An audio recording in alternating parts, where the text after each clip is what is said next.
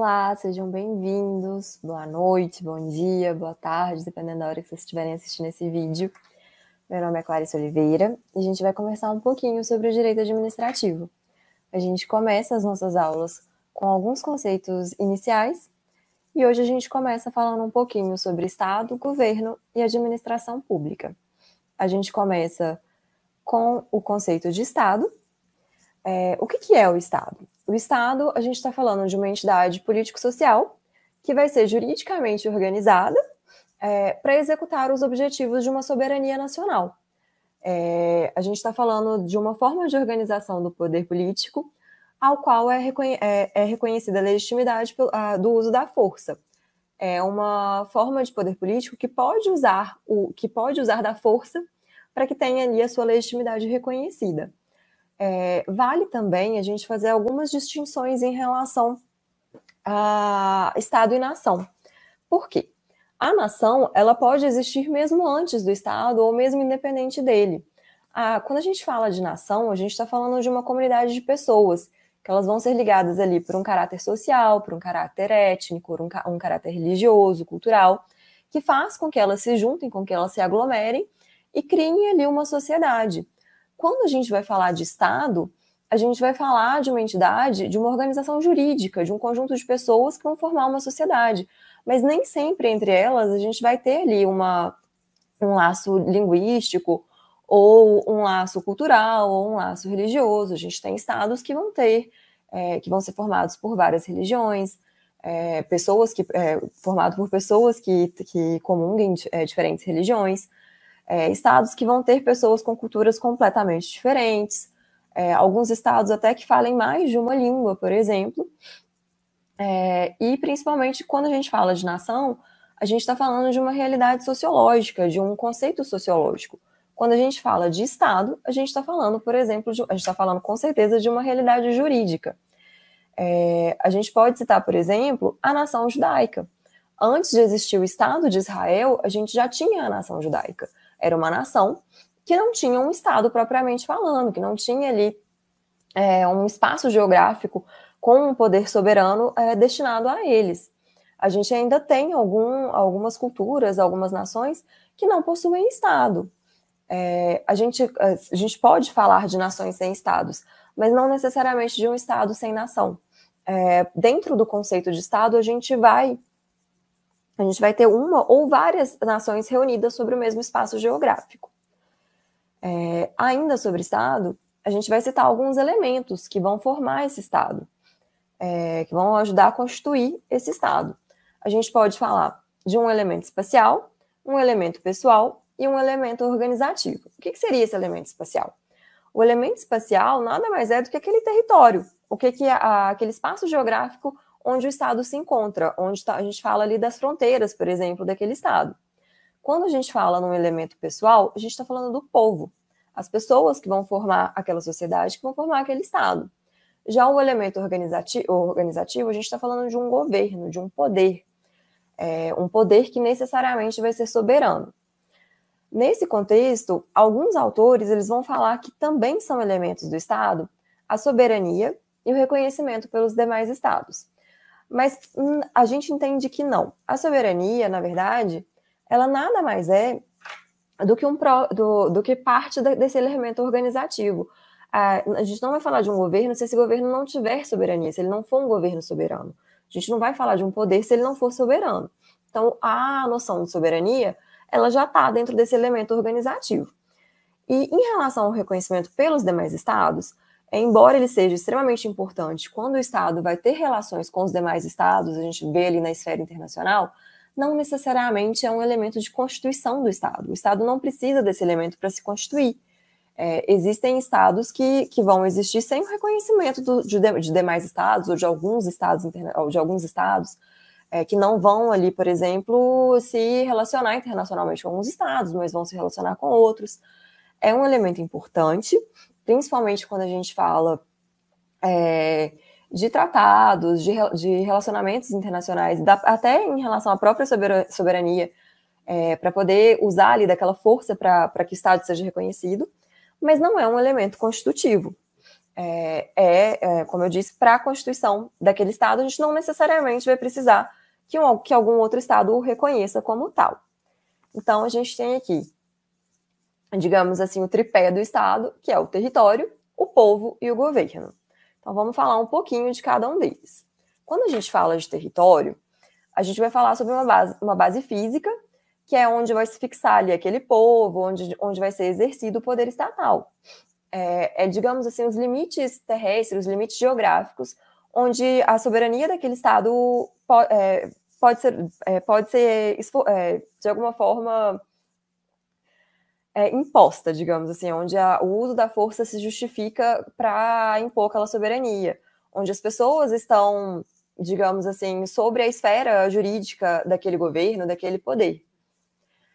Aqui a gente tem uma imagem, por exemplo, com diversos estados. A gente tem aqui o Estado brasileiro, o Estado argentino, o Estado paraguaio. E quando a gente fala no território brasileiro, é esse território que está em verde. É exatamente os limites geográficos ali do Estado brasileiro. Basicamente onde a ordem jurídica tem validade, gente. Quando a gente fala em povo, a gente vai falar ali de um conjunto de pessoas que são dotadas de capacidade jurídica para exercer os direitos políticos assegurados pela organização estatal. É importante a gente fazer algumas distinções, por exemplo, do conceito de povo para o conceito de população.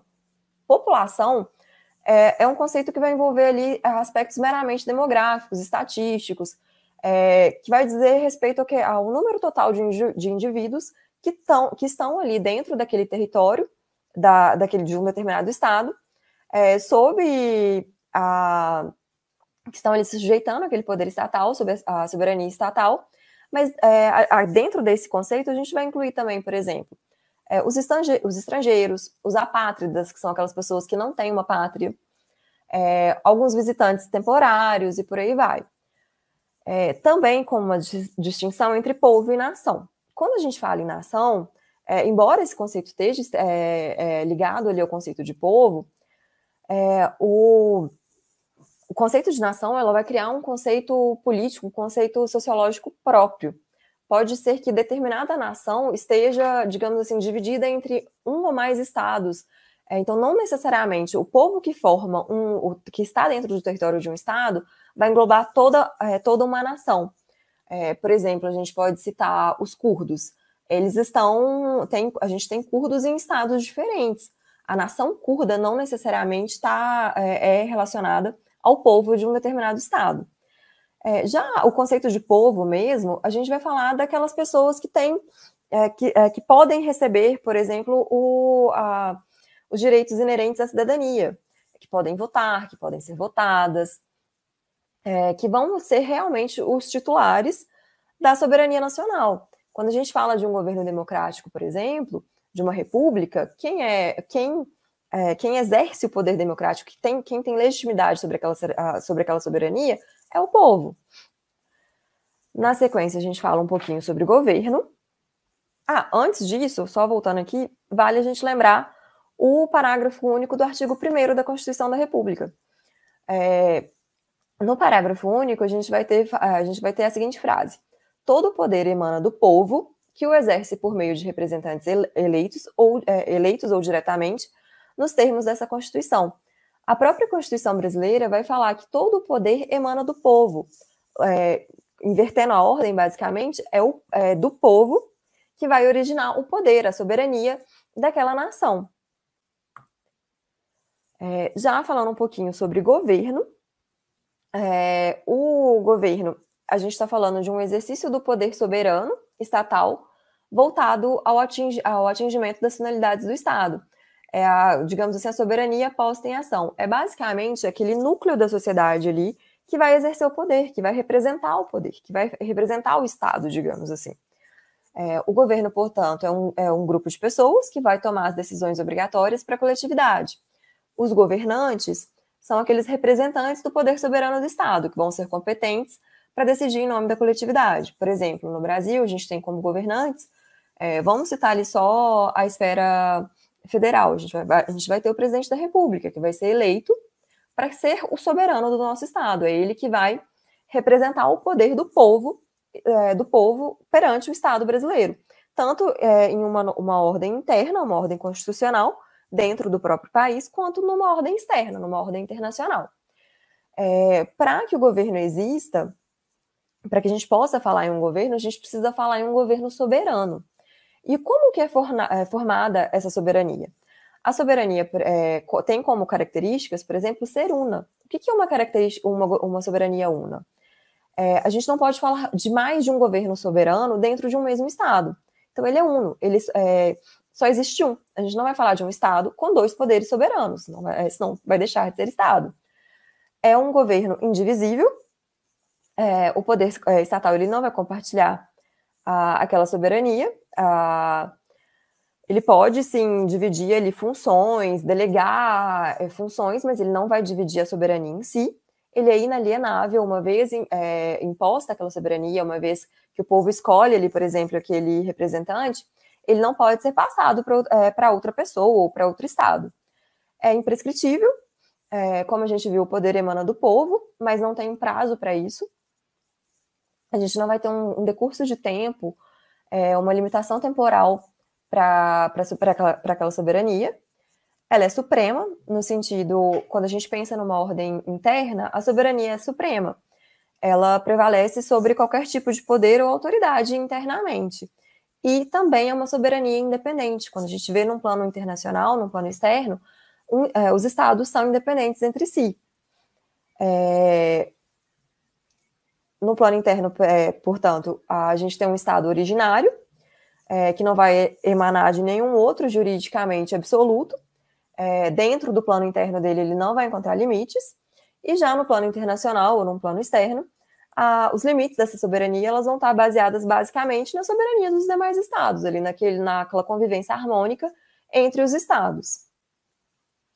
Ainda falando de estado, a gente vai falar sobre as formas de estado, tanto no plano internacional quanto no plano constitucional. Quando a gente fala em formas de Estado com base no direito internacional ou no plano internacional, como está escrito ali, a gente vai ver os Estados como entidades unitárias. A gente está olhando para os Estados de fora, digamos assim, numa visão de fora. Nessa visão, a gente vai poder falar tanto em Estados compostos como em Estados simples. Os Estados simples vão ser aquelas formas estatais clássicas, onde a gente vai ter ali grupos populacionais, territórios tradicionais e um governo único. Por exemplo, o Estado brasileiro, o Estado americano, o Estado mexicano. Já os estados compostos, eles vão ser formados por 2 ou mais estados, com esferas distintas de poder governamental e um regime jurídico único. Dentro dos estados compostos, a gente pode citar alguns tipos de estados, alguns tipos de uniões, digamos assim, para ficar mais fácil de entender.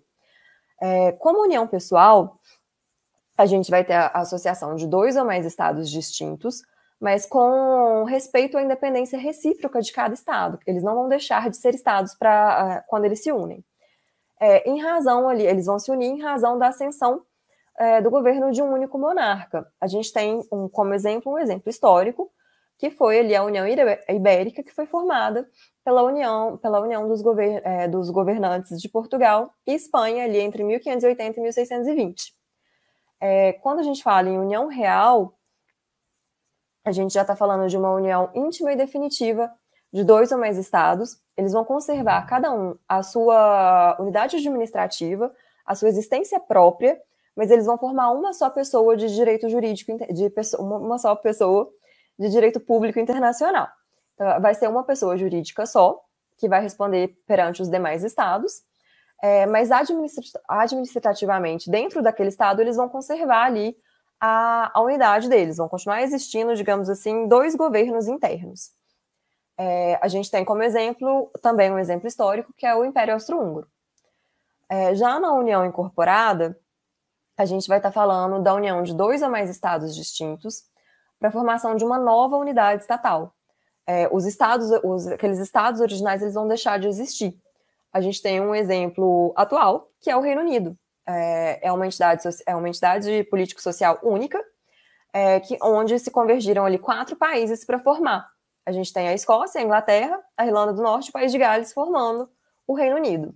E, por fim, em relação à confederação, a gente vai voltar nela mais tarde, Mas a gente está falando de uma liga de estados soberanos. Aqui a gente não está falando de união de um ou mais estados ali para uma pessoa jurídica una, ou então uma única pessoa de direito público internacional para lidar com os demais estados. Aqui a gente está falando de tratados internacionais mesmo. Aqueles estados vão ter ali um interesse único para formar a confederação por meio de tratado, eles vão continuar sendo soberanos, eles vão continuar sendo independentes, mas determinados assuntos no plano internacional, quem vai responder vai ser a confederação e não cada estado por si. Já no plano constitucional, a gente está falando a gente vai olhar o estado numa ótica interna, quando a gente olha para dentro, por exemplo, do Brasil. A diferença básica que a gente vai ver aqui é o grau de centralização.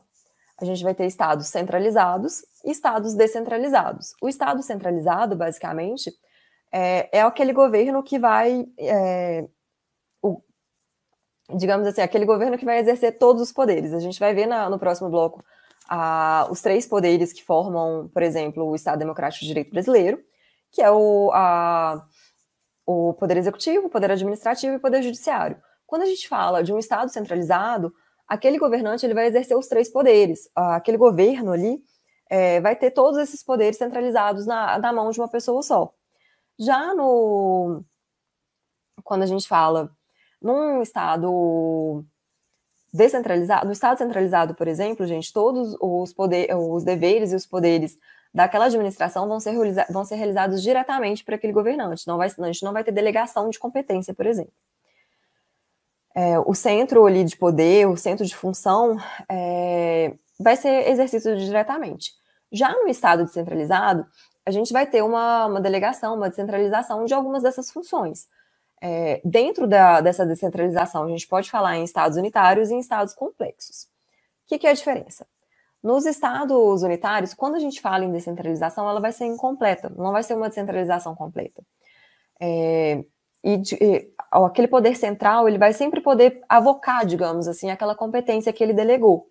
Então, se em algum momento ele fala assim, não, agora eu não quero mais que vocês criem leis, que vocês tragam leis originárias.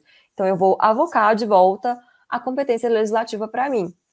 E ele pode fazer isso, ele tem competência para tanto. Já nos estados complexos, vão ser estados que as competências políticas vão ser próprias e vão ser bem delineadas e descentralizadas.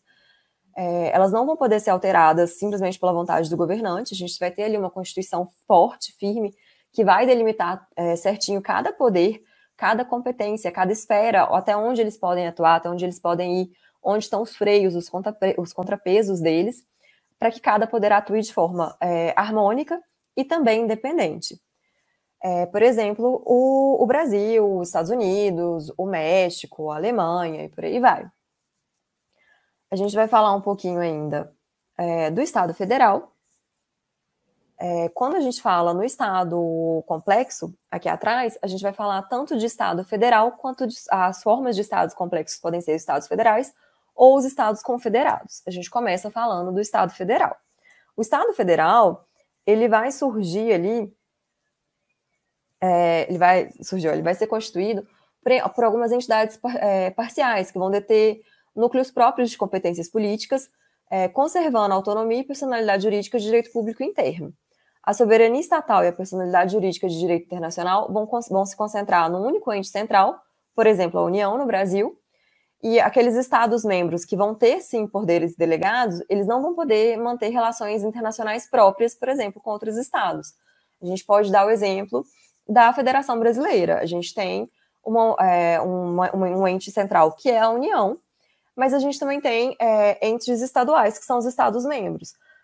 Quem se relaciona num plano internacional é a União, é o Estado brasileiro, que é representado ali pelo governo federal. A gente não tem, por exemplo, o governo de São Paulo atuando diretamente em nome do Estado brasileiro com algum outro país. Não, essa competência é reservada para a União.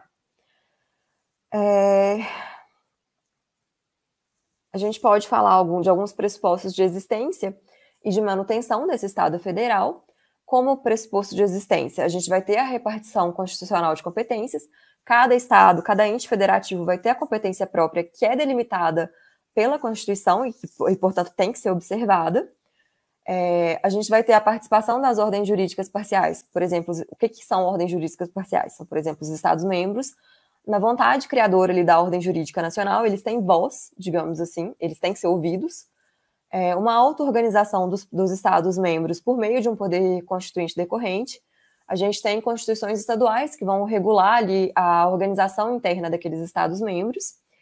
E também o princípio da indissociabilidade ou indissolubilidade, que é basicamente a proibição de secessão. O que isso quer dizer?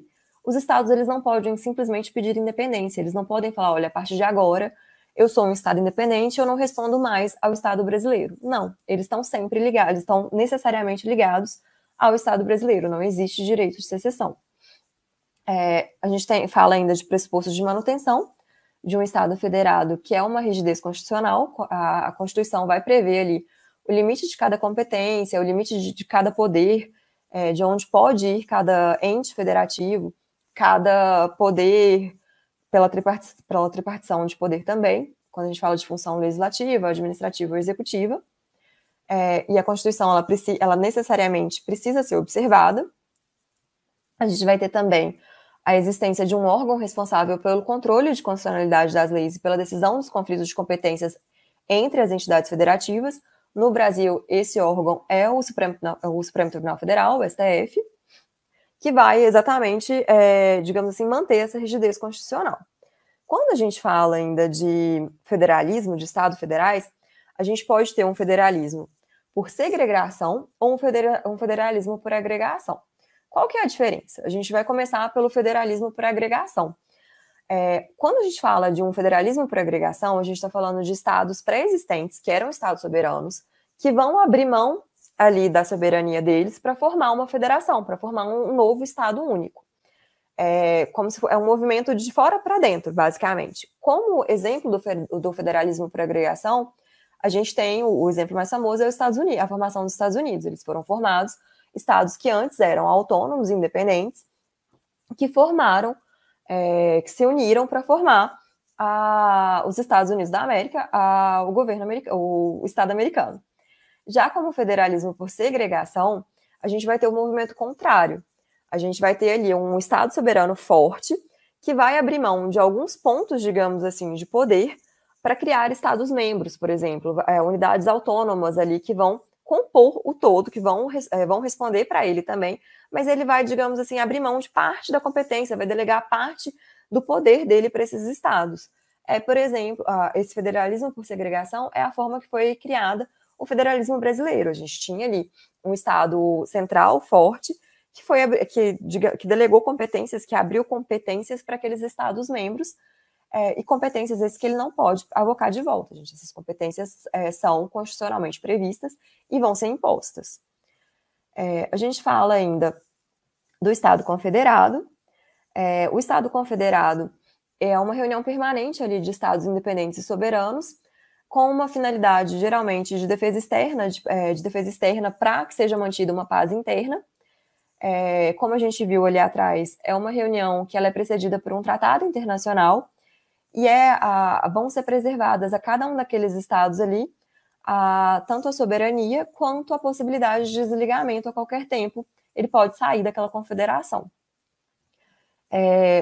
Tem uma tabelinha aqui, né, que a gente vai fazer as principais distinções entre Estado federal e Estado confederado. Quando a gente fala em Estado federal, ele tem como fundamento jurídico uma Constituição, por exemplo, a Constituição de 88 no Estado brasileiro. Já no Estado confederado, o fundamento jurídico daquele Estado vai ser um tratado internacional. No Estado federal, a gente vai ter unidades parciais, que são os Estados-membros, que não vão possuir direito de secessão, eles não vão poder sair daquele Estado principal, que como a gente viu, é o princípio da indissociabilidade ou indissolubilidade. O Estado-membro não pode deixar de fazer parte da União.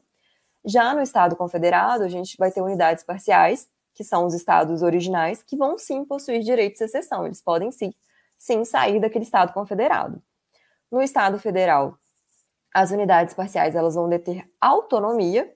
Já no Estado confederado, as unidades parciais detêm soberania. A gente continua falando um pouquinho agora da evolução histórica do Estado. E a gente vai partir de um Estado absolutista, que eram ali aqueles estados ali de 1500, do século XV, século XVI, em que a gente tem um rei, uma pessoa, um monarca absoluto, que ele vai, digamos assim, ter nas mãos deles os 3 poderes, ele vai exercer todos os poderes perante a pessoa dele, ele vai exercer tanto poder legislativo, se esse poder existir, o poder executivo e também o judiciário, na maior parte dos casos, também o judiciário.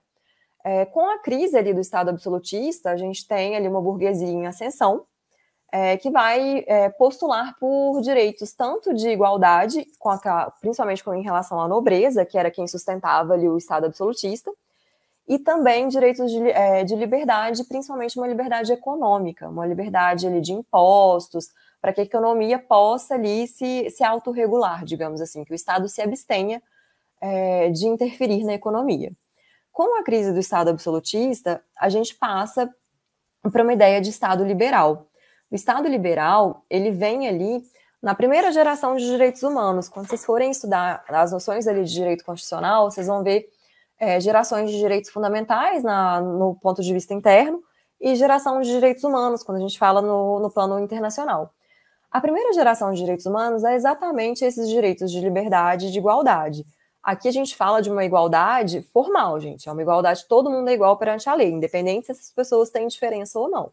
Então, esse Estado liberal, o importante para ele é falar, olha, Estado, eu sou cidadão e a minha vontade vale, o meu voto vale, e você vai se abster daqui para frente. A gente vai ter ali necessariamente a separação entre as funções do Estado, a gente vai ter um poder legislativo, um poder executivo e um poder judiciário, e a gente vai falar, principalmente para esse executivo, olha, o seu poder está delimitado aqui, você só tem o poder executivo, você não tem nas suas mãos mais o poder legislativo, então não é você que impõe as normas, e você não tem, principalmente também, o poder judiciário. Com o Estado liberal, a gente passa a ter um estado de abstenção, digamos assim, ele vai se abster de interferir tanto, principalmente na economia. A gente tem uma frase, né, que chama laissez-faire, deixe fazer, deixe estar, deixe fazer, que a economia se autorregula sozinha. E a principal característica é essa, o Estado não é um Estado atuante, ele não atua em prol nem da economia, nem da sociedade. Isso é um ponto importante. Aqui a gente não tem o aspecto social do Estado, a gente não tem políticas sociais. E é exatamente nisso que a gente a crise do Estado liberal surge ali primeiro com uma crise econômica muito grande, que é em 1929, que é a quebra ali da Bolsa de Valor americana, que vai pressionar ali aquele Estado tanto para começar a voltar a interferir na economia, voltar não, né, a interferir de uma forma democrática na economia, e também, principalmente, criar políticas sociais.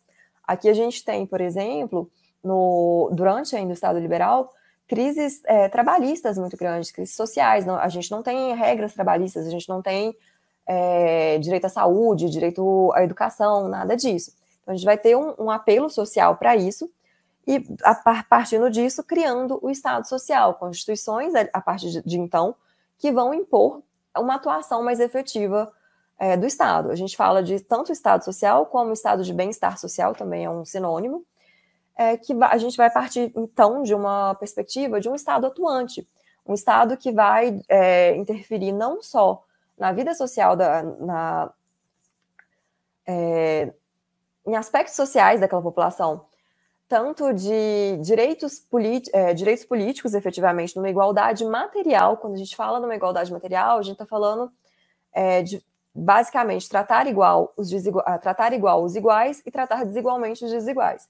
Então, a gente vai ter ali políticas voltadas para os idosos, começar a ter políticas voltadas para os idosos, para as mulheres, para as crianças, para os trabalhadores, que são, digamos, considerados vulneráveis, que precisam de uma atuação maior. E principalmente políticas voltadas para a saúde, para o trabalho, para a educação. E em relação à economia, um Estado que vai interferir, que ele vai ter um interesse ali digamos assim, ele vai ser um Estado, de certa forma, econômico também. Ele vai ter empresas públicas, sociedades, vai interferir na economia de alguma forma. por meio ali também, principalmente tributação, tanto interna, externa, enfim, vai tentar regular ali baixas e altas da economia. Só que quando a gente fala na criação de um Estado social, a gente vai acabar criando um Estado atuante demais, um executivo que vai poder fazer muito. Isso cria um problema. Tanto no sentido de que a gente vai ter uma dívida externa aumentando muito, porque o Estado precisa de dinheiro, ele precisa de um substrato mínimo ali para poder efetivar essas políticas sociais, para poder garantir direitos de educação, de saúde, de trabalho. Ele precisa, de alguma forma, financiar isso tudo, e isso vem ali não só por meio de tributos, mas também por meio de empréstimos, enfim, vai criando uma dívida externa muito grande, e também um Estado que é extremamente atuante, ele praticamente deixa de ter limite. E qual o problema maior com isso? A gente vai começar a ter crises políticas, principalmente quando a gente vai falar ali de políticas públicas que vão começar a ser corrompidas. A gente vai falar de um aumento muito grande da corrupção, aquele agente ali que tem poder demais, enxerga poder demais e acaba se corrompendo. No final ali, no decorrer do século XX, final do século XX, a gente tem, então, essas crises do Estado Social, que vão culminar, a gente vai voltar a ter correntes falando ali, tipo, vozes falando, olha, é necessário que o Estado se abstenha, que a gente volta um pouquinho ali naquelas vozezinhas que falavam no Estado liberal, tipo, você não pode se interferir tanto na economia, você precisa se abster um pouco mais, mas ao mesmo tempo a gente também tem que garantir os direitos sociais. E junto com isso, a gente vai passando disso, a gente cria os direitos, a gente vai ver a terceira vertente dos direitos humanos. No Estado Social, a gente está ali na segunda vertente dos direitos humanos, que são os direitos de igualdade, os direitos sociais, direito à saúde, à educação, como a gente falou. Já quando a gente sai do Estado Social para o Estado Democrático de Direito, a gente vai ter direitos novos sendo colocados em pauta, por exemplo, uma proteção ambiental, direitos difusos, como a proteção dos consumidores, e por aí vai. Para isso, quando a gente fala num Estado democrático de direito, que é o Estado que a gente vive atualmente, é como se fosse uma ponderação entre o Estado social e o Estado liberal. A gente vai ter que ter uma abstenção do Estado em determinados setores, a gente precisa que a economia se regule de certa forma independente, assim, é sim necessária alguma, digamos assim, interferências pontuais do Estado na economia, mas não de uma forma tão forte como era no Estado Social. E a gente também precisa dar ainda de políticas sociais, mas também abrir essas políticas sociais para a sociedade como um todo também, englobar a sociedade nisso, para que seja feito de uma forma, digamos assim, sustentável. Bom, para terminar esse bloco, a gente vai passar um pouquinho do horário, a gente vai falar ainda das formas de governo. É rapidinho. A gente tem duas classificações, basicamente, para falar de formas de governo, que é a classificação de Aristóteles e a de Maquiavel. A gente começa com a de Aristóteles.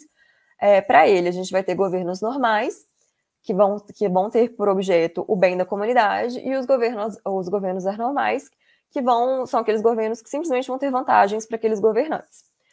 Entre os governos normais, a gente vai citar a monarquia, que nada mais que é aquele governo de uma só pessoa, aquele governo do rei, por exemplo. O rei vai ter nas mãos deles os três poderes, digamos assim, as três funções do Estado. E a contrapartida da monarquia no governo anormal é a tirania, é aquele governante que aquele rei que ele tem sim o poder, mas ele exerce de uma forma cruel, partindo de interesses próprios, é um monarca injusto, digamos assim. Ainda de forma de um governo normal, a gente vai falar da aristocracia. A aristocracia é o governo de poucos, é o governo de uma classe, por exemplo, geralmente atrelada à nobreza. Quando a gente fala na aristocracia em si, é uma classe que ainda assim vai ser a gente ainda assim vai ter um governo democrático, de assim, o bem da comunidade, mas um governo exercido por uma classe superior. A contrapartida do governo anormal em relação à aristocracia é a oligarquia. A gente vai sim ter aquela classe, mas ela vai passar a governar simplesmente por interesses próprios. Ela vai, de certa forma, deixar de observar os outros segmentos, as outras classes sociais. E, por fim, a gente tem como um governo normal a democracia, que é o governo do povo, a legitimidade daquele poder é do povo, que vai ali exercer de forma direta, de forma indireta ou de forma semi-direta. Diretamente é o povo exercendo aquele poder, aquele governo. Indiretamente é quando o povo elege os seus representantes para que os representantes atuem no governo, né, atuem de forma democrática. E a semi-direta ou semi-indireta, a gente tem o povo elegendo representantes, mas ao mesmo tempo ele tem possibilidades de exercer a democracia de forma direta, por meio de uma ação popular, de um referendo, de um plebiscito, e por aí vai. E a contrapartida do governo anormal é a demagogia, é aquela democracia que se tornou corrupta, basicamente. Já na classificação de Maquiavel, a gente vai ter, ele vai classificar os governos como governos da minoria ou governo da maioria. Os governos da minoria são a monarquia e a ditadura, e o governo da maioria é a república. A monarquia, como a gente viu, é o governo de um, né, do rei, ou de um imperador, mas principalmente uma monarquia real, né, digamos assim. Ela pode ser tanto absoluta, formada por um governante, por um monarca que vai ter aquelas três funções principais do governo, legislativa, administrativa e executiva, todas na mão dele. A gente pode falar de uma monarquia de estamentos ou ali de braços em que parte desses poderes vão ser delegados, ou de uma monarquia constitucional, que basicamente o monarca ele vai exercer poderes limitados, assim. Basicamente ele vai ter ali nas mãos dele só o poder executivo, por exemplo. Já na ditadura a gente tem um governo ditatorial que não vai observar minorias, por exemplo, vai deter na mão dele o poder executivo e o legislativo e em grande parte ele vai avocar também o judiciário. O governo da maioria a gente tem como exemplo, a gente tem a república, que pode ser tanto aristocrática quanto democrática. A república a característica principal da república é aquela renovação de governo. São governos periódicos, temporários, que a gente vai ter responsabilização daqueles agentes públicos. E a gente fala tanto de uma república aristocrática, que é aquela república exercida ali por uma classe privilegiada, geralmente uma nobreza, ou uma república democrática, que tem ali como titular do poder estatal o povo. A gente tem aqui uma tabelinha só para diferenciar a monarquia da república. A gente tem como característica da monarquia a vitaliciedade daquele governante, ele vai governar enquanto ele estiver vivo. Já na república, a gente tem a temporariedade dos governos, a gente tem ali governos tempo previamente demarcado para cada governo. Venceu aquele tempo, novos governantes vão ser eleitos. Na monarquia, a gente tem uma sucessão governamental por critérios hereditários, o filho do rei vai ser rei, basicamente. Já na república, a gente tem critérios eletivos, as pessoas, o povo, que é o detentor do poder, vai eleger representantes novos. Na monarquia, a gente tem aquele monarca, ele não é responsável pelos atos que ele pratica. Na república, a gente tem sim a responsabilidade do governante e dos demais agentes políticos, de todos os agentes públicos, não só políticos. Na monarquia, não existe representatividade popular. Como a gente viu, quem é considerado monarca é quem pertence àquela família real. Já na república, a gente tem sim representantes populares. O governo vai ser formado por pessoas eleitas. E, por fim, na monarquia, a gente tem a inviolabilidade corporal e a suma dignidade do monarca.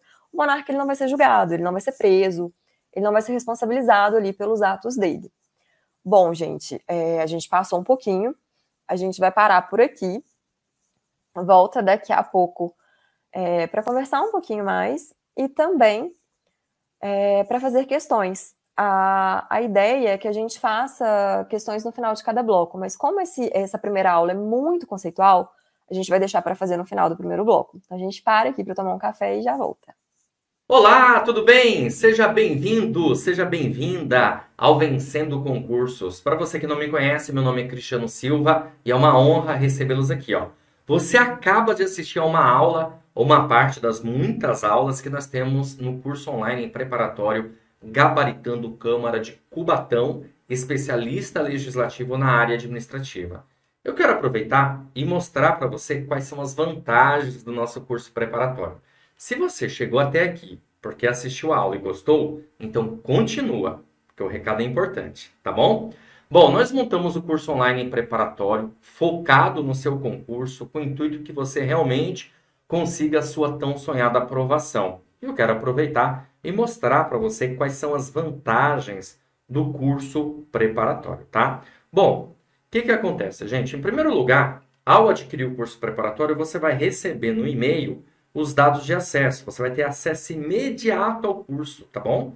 Chega no seu e-mail, na caixa de mensagens principal, login e senha. Às vezes pode acontecer de ir para a caixa de mensagens promoções, se seu e-mail for Gmail, ou para a caixa de mensagens spam. É bom dar uma olhada em tudo, tá bom? Você vai ter também acesso ilimitado. Isso significa dizer que o curso ficará à sua disposição durante 1 ano. Olha que maravilha, gente. 1 ano de acesso ao curso preparatório. Tá certo? Bom, qual que é o intuito disso?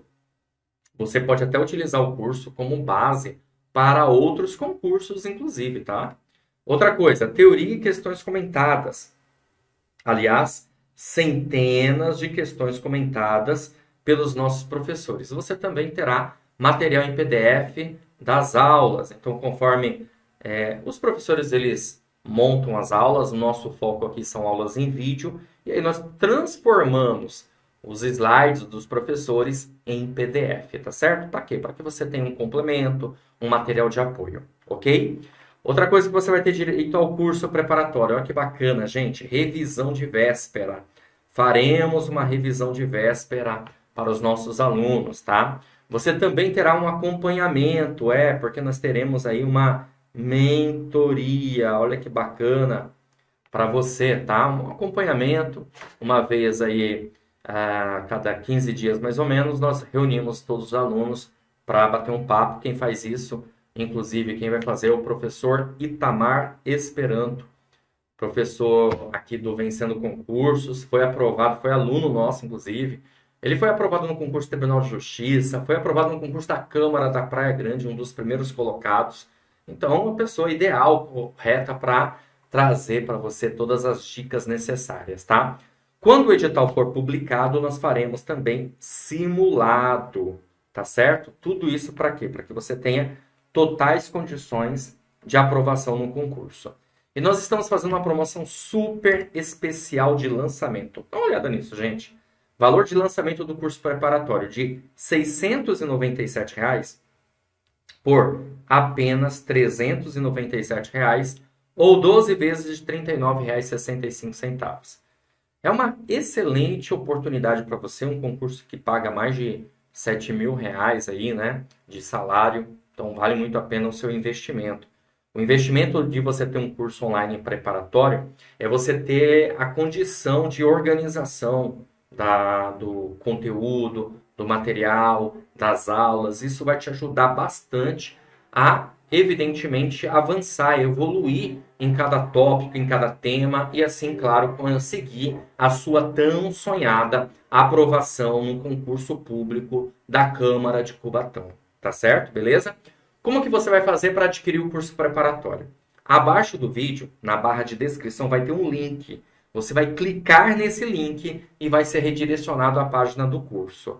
Lá encontrará todas as informações necessárias, tudo bem? Inclusive mais aulas aí demonstrativas, caso você queira assistir. E aí é o seguinte, você vai fazer o quê? Tem um botãozinho lá amarelo, você vai clicar nesse botão, vai preencher seus dados, escolher a forma de pagamento, à vista ou parcelado, vai ficar a seu critério, ok? Vai fazer o pagamento e pronto, começa a estudar aqui com a gente. Se você tiver alguma dúvida, lá na página do curso tem um chat online. Olha só, sempre fica um consultor nosso à sua disposição para sanar todas as suas dúvidas, tá certo? Então é só você chamar por lá, tirar sua dúvida, alguém vai explicar para você algo que precise. Ou você pode também chamar aqui no nosso WhatsApp, nossa central de atendimento, 11 97465 6052. Beleza? Show de bola? Maravilha? Então é isso, gente. Eu vou ficando por aqui. Um grande abraço para vocês, tá bom? A gente se vê dentro da plataforma, hein? Eu tenho muitas aulas aí, ministro muitas matérias aí para vocês, para esse concurso, parte de gestão, administração, é tudo comigo, tá bom? Bora lá? Então, ó, clica no link, já faz a sua matrícula e inicia os seus estudos. Valeu, grande abraço e até mais.